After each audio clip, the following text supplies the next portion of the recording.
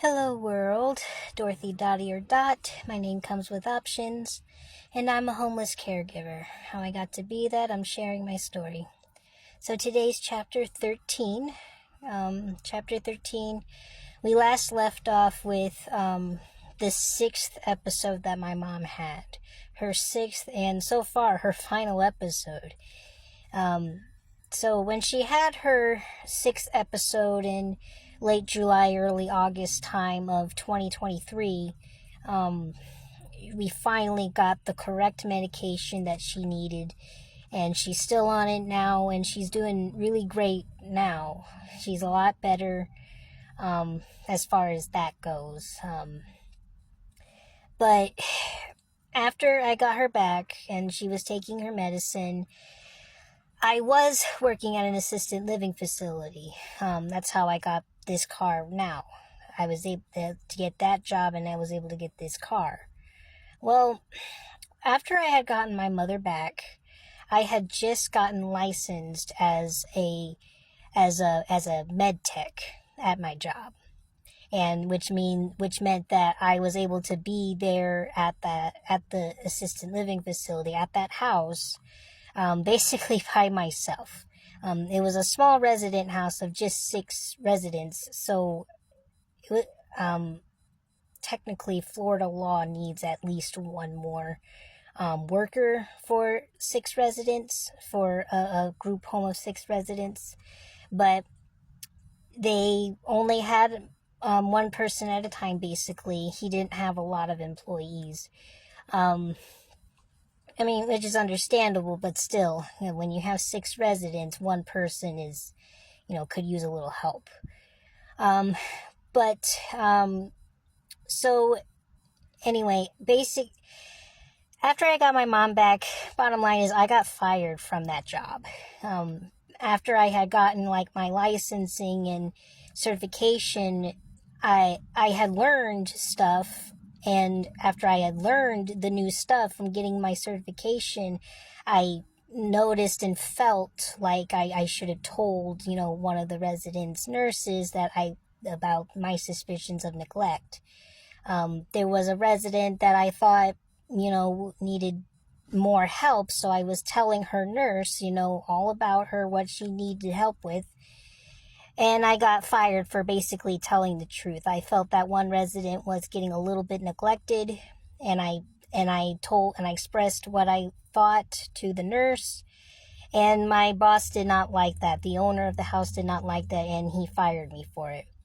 So I lost that job, and I needed to scramble to get another job because I didn't have means of supporting myself and mom yet. It wasn't until that happening that I did apply for another job at a hospital, and I did get hired. The manager of the hospital did want to hire me on. She called me and said, "Hey, I want to personally offer you the job here." So I was like, "Great." So I was going to be set to do that job, but again, I go through the whole hiring process for this hospital, and I even go through all the paperwork. I go through the drug testing, everything. And I get to the last step, which is going through the HR department and their paperwork. And when I finish, and I'm the weekend I'm supposed to start, they call me and say, "Don't come in." And basically, they think that I lied on my application. There was some sort of technical glitch. I'm going to assume something that, I guess, when they received my application, they got different dates from when I worked at my previous jobs than from what I had put down. So they think that I lied on my application. I try to explain, I put down what is truthful. If you got something else, then that has to be a technical glitch or something. But they wouldn't give me the time of day. They wouldn't hear me out. But they said I wasn't eligible to work at that hospital. So I didn't get that job. So it was really hard trying to pay bills and take care of mom, because at this moment we couldn't yet. But we did finally receive a letter in the mail around this time, around that fall time of 2023. We finally received a letter saying that my mom is approved for disability. I have been trying to get that going for her for a while, and it took a whole 2 years for them to finally send us a letter saying that we've been approved. So the first time we got the letter for the disability, we got a yes, but we got it way later than what we were supposed to. Apparently, according to the letter that we received, she was approved for disability October of 2021, just a few months after her accident. So that meant they owed us from October 2021 to that next year, 2023 basically, was when we finally got the payment that they owed us so much back pay that we got a nice good sized check, and we were finally able to move out of our burnt apartment. So when mom had her second episode, December 2022, and she burnt our apartment, lit it on fire, we were living in that for a whole year, almost a whole year. When I said that our apartment didn't do anything about, the fire, they really didn't do anything about that fire. So we were living in that burnt, crusty apartment for almost a whole year. And finally, when the back pay from the disability finally came in, we were able to move into a brand new apartment, much nicer. It was an apartment that didn't have a deposit or first and last month's rent. When you move in, you pay for that month that you're moving in, and that's it.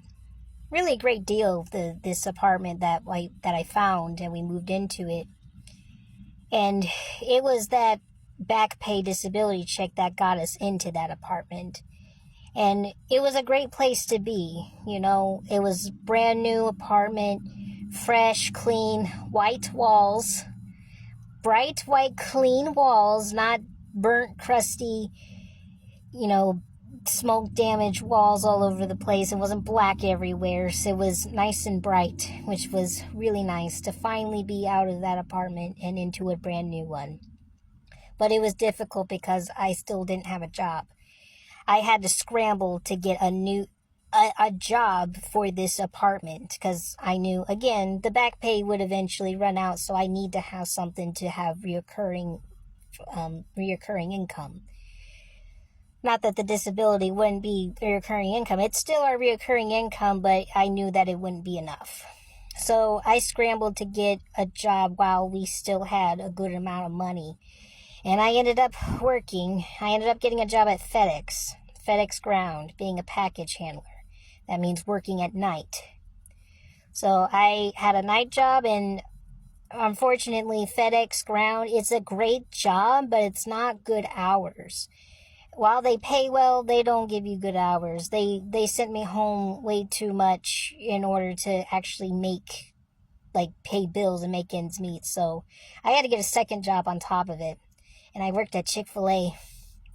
I got a job at Chick-fil-A, and I was working at FedEx Ground. So I had a night job, FedEx Ground, and a day job working at Chick-fil-A. I had 2 jobs, and I still had to come home and take care of mom. That meant I had to, cook for her, clean the apartment, and I still had to do her physical therapy every day.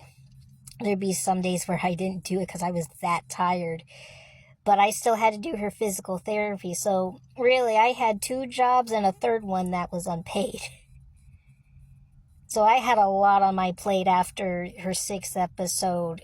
Getting those jobs, getting a new apartment, and still working to try to make ends meet and take care of mom at the same time. It was so hard. So that's a little enough for now. I still had struggles after that.